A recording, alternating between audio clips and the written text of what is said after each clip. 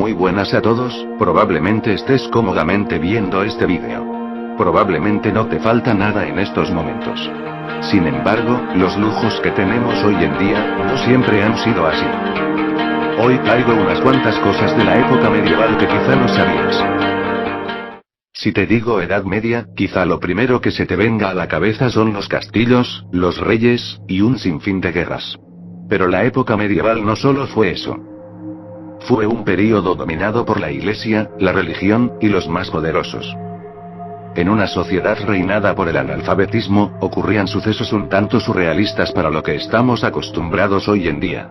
Un período marcado por una cultura, y costumbres que hoy en día nos parecerían de locos. Una de las cosas que más podrían destacar a la hora de hablar, o discutir en la época, son los insultos. Hay muchas palabras que decimos hoy en día, las cuales no significaban lo mismo durante este periodo. Llamar a alguien marrano o puerco, además de despreciarlo, era llamarlo judío o converso. Por aquella época, los judíos eran mal vistos, ya que eran considerados enemigos de Jesucristo. Otra de las cosas que se hacían y que se consideraba lo más insultante, y denigrante para aquel que lo sufría, era jalar de las barbas. La barba de un hombre era considerado uno de los principales atributos de virilidad.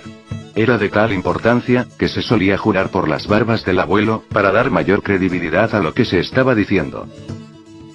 Y para finalizar con los insultos, en la nobleza el insulto más común, era el de virano. Pero no se refería a malvado como en las películas, sino más bien, a personas de villa. Personas situadas a las afueras de la ciudad y de clase baja. Por lo que decir eso a alguien de clase alta, era algo muy grave. Era como cuestionar su situación y nobleza. Siguiendo con las curiosidades, en aquella época la organización de las ciudades era algo caótico. Las casas eran construidas unas contra otras, no había luz, ni agua, ni alcantarillado. El resultado, es que los desperdicios estaban por cualquier parte. En ocasiones se construía una plaza cerca a las casas para que todos tiraran sus desperdicios ahí. Como podréis imaginar, la propagación de enfermedades era frecuente. Como curiosidad, los famosos jardines de Versalles fueron, por así decirlo, el retrete de los asistentes que acudían a las fiestas. La razón, es que el Palacio de Versalles, a pesar de tener decenas y decenas de habitaciones, no tenía ningún baño. Por lo que los invitados, acudían al jardín para hacer sus necesidades. Y ya que estamos, como imaginaréis, bañarse era algo extraordinario. Era algo que se hacía una, o dos veces al año, y si el médico lo recomendaba. En mayo era costumbre bañarse, ya que era un mes que daba inicio al calor. Se hacía con la intención de que el olor no fuera excesivo durante los meses de verano. En junio era el mes en que toda la familia se bañaba. Es por ello que era el mes de las bodas. Así, la novia estaría limpia de cara a la boda. Aún así, algunas veces el olor no era soportable, por lo que se usaban ramos de flores. Se utilizaban como un ambientador, por así decirlo. De ahí viene la tradición de las flores en las bodas.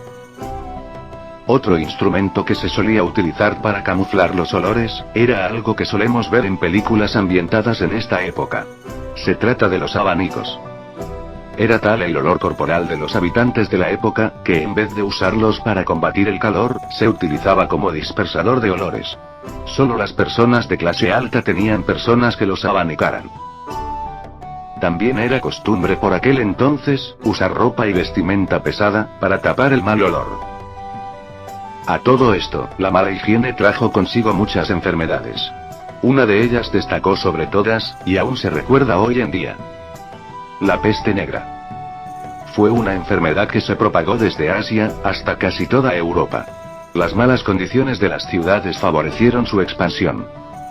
La peste negra es transmitida por las pulgas, de las pulgas pasa a las ratas, y de las ratas a las personas. Al no haber alcantarillas, las ratas propagaron la enfermedad más fácilmente sobre la población. Con casi 100 millones de muertos que dejó la peste, los cementerios se colapsaron y no había lugar para todos. La solución fue sustituir los huesos que habían antes, por los nuevos. En este proceso, se descubrieron arañazos en muchos ataúdes. Era signo de que el difunto había despertado de su letargo, y había intentado salir. De aquí es de donde viene una expresión muy utilizada. Salvados por la campana.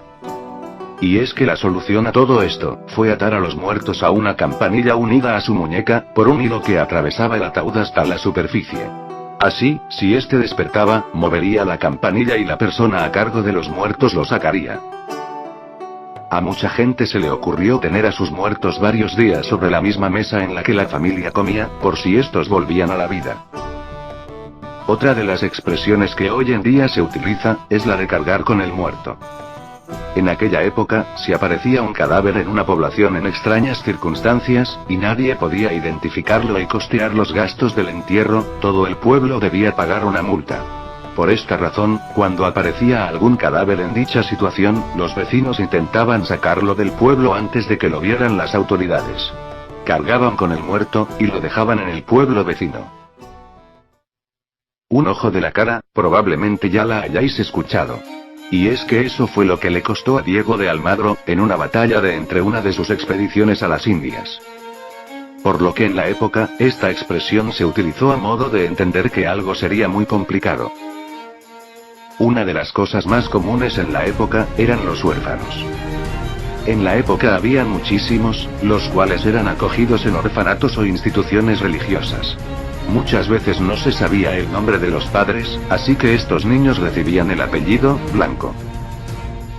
Aunque creamos ser unos innovadores, el símbolo @ se utilizaba ya en la época, pero como la abreviatura de la preposición latina, a.